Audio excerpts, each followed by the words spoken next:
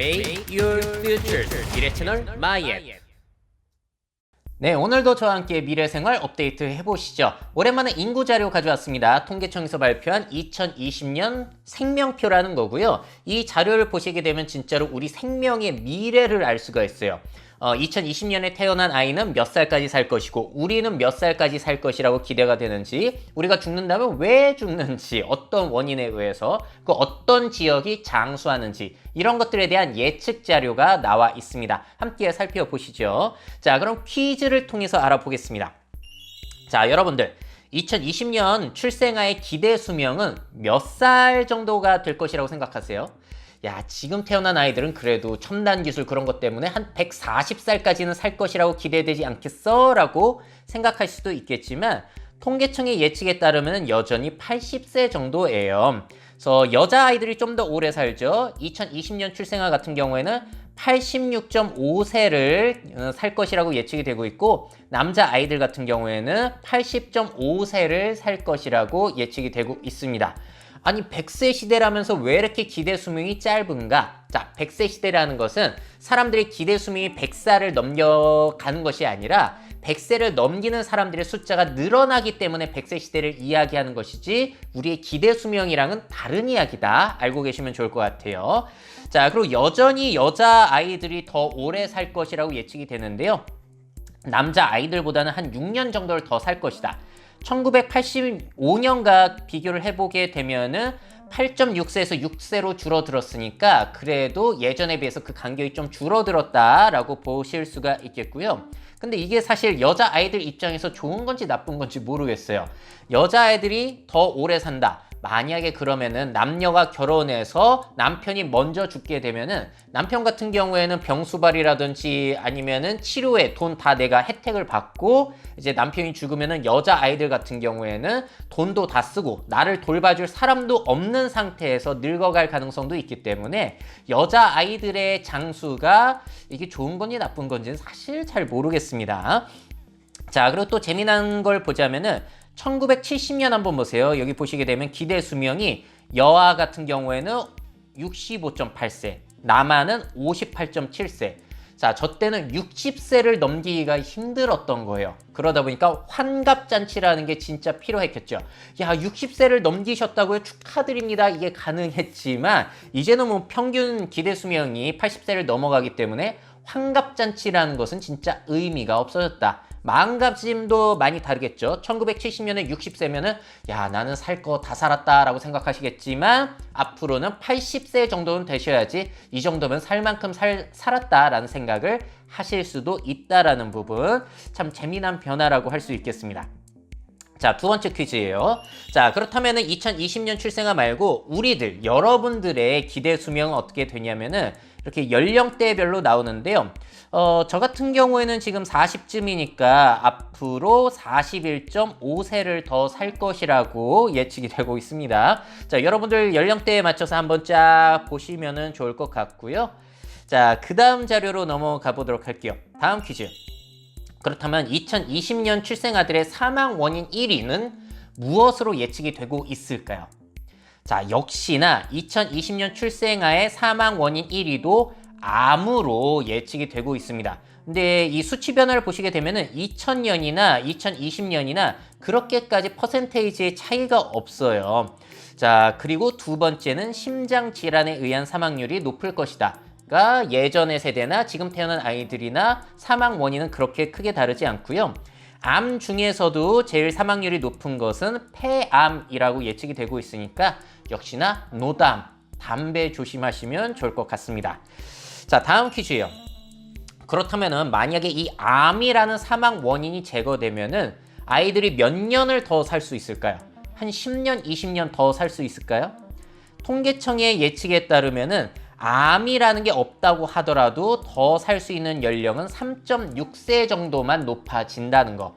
자, 그러니까 별로 드라마틱한 변화는 없다라는 게 특징입니다. 자, 다음 퀴즈예요. 가장 기대 수명이 높은 지역은 어디일까요? 자, 서울, 부산, 제주도, 충청북도.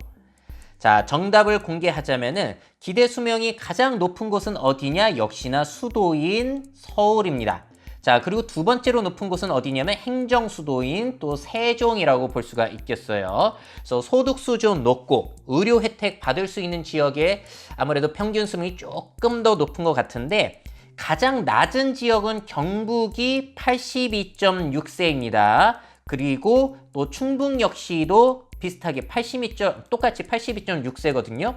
그래서 제일 오래 사는 지역이나 제일 빨리 죽는 지역이나 그렇게까지 큰 차이는 없다라는 점을 알 수가 있고요. 남녀 간의 그 평균 연령, 그 평균 수명의 차이, 기대 수명 차이가 많이 나는 곳은 어디냐면은 1위가 제주도예요. 제주도는 여성이 7.5년이나 더 살고 있다. 자, 그리고 남녀 간의 기대 수명 차이가 가장 적은 곳은 세종입니다. 자, 다음 퀴즈 한번 보도록 할게요. 이제 OECD 가입국으로 넘어가가지고 이 가입국 중에서 가장 기대 수명이 높은 나라는 어디일까요? 대한민국, 일본, 스위스, 아이슬란드.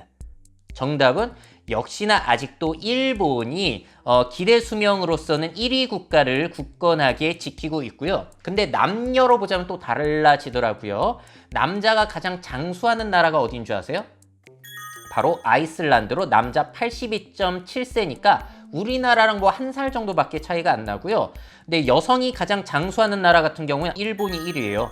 87.7세 정도로 굉장히 높은 퍼센테이지를 차지하고 있습니다. 자, 그 중에서도 남성이 가장 짧게 사는 곳은 어디냐면은 기대 수명이 70.1세로 가장 짧은 리투아니아가 남자가 제일 빨리 죽는 곳이고요.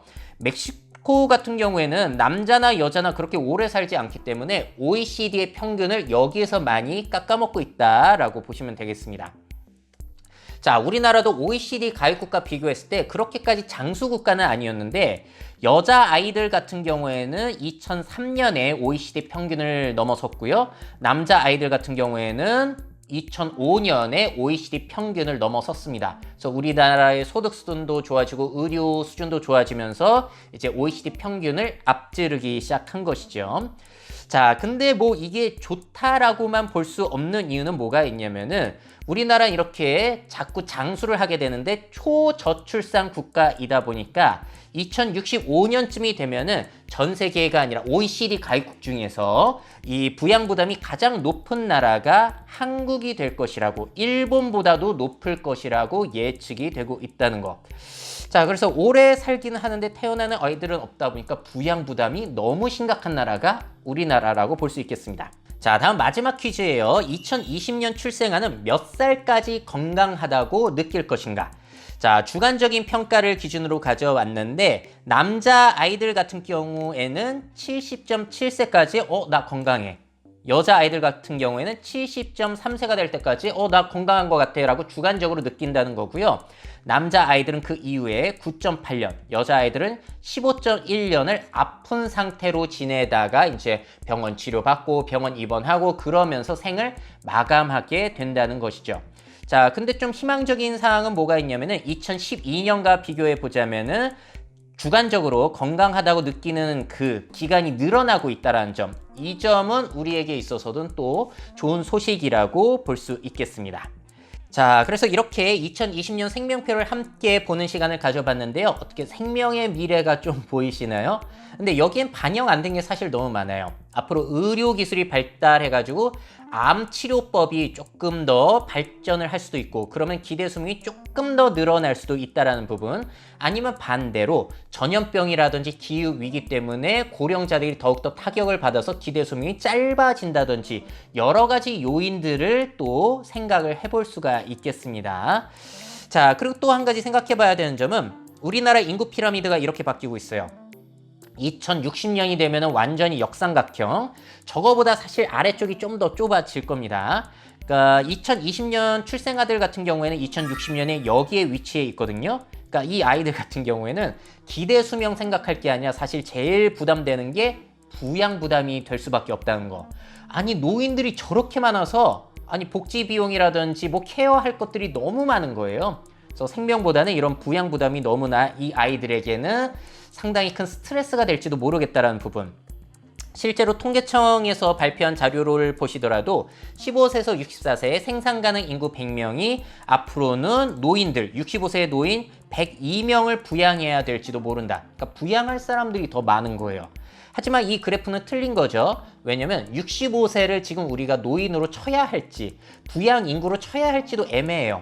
65세에 이제 일손 놓고 은퇴하시는 분들이 많지 않기 때문에 그래서 다양한 변수가 또 있고요. 또 한 가지 우리가 생각해 봐야 되는 거. 수명이 길어지기는 하는데 문제는 뭐냐면은 쓸쓸한 장수가 될 수도 있다라는 거. 통계청 자료이고요. 독거 노인들이 계속 늘어나고 있습니다. 현재 65세 이상 노인들 5명 중에 1명이 혼자 살고 계신 분들이세요. 그래서 오래 살긴 하는데 너무나 쓸쓸한 장수가 될 수 있다는 부분. 그래서 이런 혼자 사시는 분들을 위한 돌봄 역할, 그리고 고독사를 어떻게 처리할 것인가, 이런 것들은 한국 사회의 엄청난 큰 과제라고 볼 수가 있겠죠. 자, 정리해 보겠습니다. 우리의 기대 수명은 계속 늘고 있어요. 그리고 아무리 기대 수명이 늘어도 근데 80대 정도라는 사실을 여러분들이 기억해 주시면 좋고요. 여전히 여성이 남성보다 평균 6년을 더 살 것이라고 예측이 된다는 거. 사망 원인은 여전히 아직까지는 암으로, 1위가 암으로 예측이 되고 있습니다. 자, 그리고 서울이나 세종과 같은 수도에 사는 사람들이 그래도 제일 오래 살더라. 그리고 OECD 선진국들 중에서도 한국은 굉장히 오래 사는 편에 속하는데 문제는 뭐다? 장수는 공짜가 아니라는 거죠. 오래 산다는 것은 우리가 그만큼 돈이 많이 들어간다는 것이고, 앞서 보신 대로 이제 병을 앓다가 죽는 기간이 한 10년이에요. 그거를 우리가 다 대비를 해야 된다는 점. 그뿐만이 아니라 뭐 집값이라든지 아니면 먹는 비용이라든지 돈 들어갈 것은 수명이 길어지면 길어질수록 많이 들어간다는 점. 근데 우리나라는 초저출산 상황에서 장수 인구가 늘어나기 때문에 야, 우리 늙었을 때 복지 제대로 될까? 그리고 아이들 같은 경우는 우리가 원하지도 않은데 왜 저렇게 많은 노인들을 우리가 케어해야 하는가? 세대 갈등까지도 너무나 걱정이 된다는 것이죠. 그래서 우리나라처럼 초저출산 국가에서는 장수라는 게 정말로 축복인지 저주인지 사실 잘 모르겠습니다. 자, 여러분들은 어떻게 생각하세요? 한국에서의 장수가 축복일까요? 저주일까요? 제가 실제 강의에서도 여쭤보면은 그래도 이게 반반 정도로 의견이 나뉘고 있는 것 같습니다. 그래서 이 장수 사회가 저주가 되지 않기 위해서 우리들이 앞으로 해갈 일들이 정말로 많은 것 같아요. 그게 여러분들의 미래 진로이자 앞으로의 창업 아이템이 될 수도 있겠죠. 자, 그럼 여러분들은 장수 상황에 대해서 어떻게 생각하시는지 또 다양한 댓글을 보면서 소통할 수 있었으면 좋겠습니다. 미래사회 변화를 업데이트하고 싶으신 기업 및 기관, 그 밖에 미래 트렌드 교육이 필요하신 분들은 myf21 네이버닷컴 이메일로 연락주세요.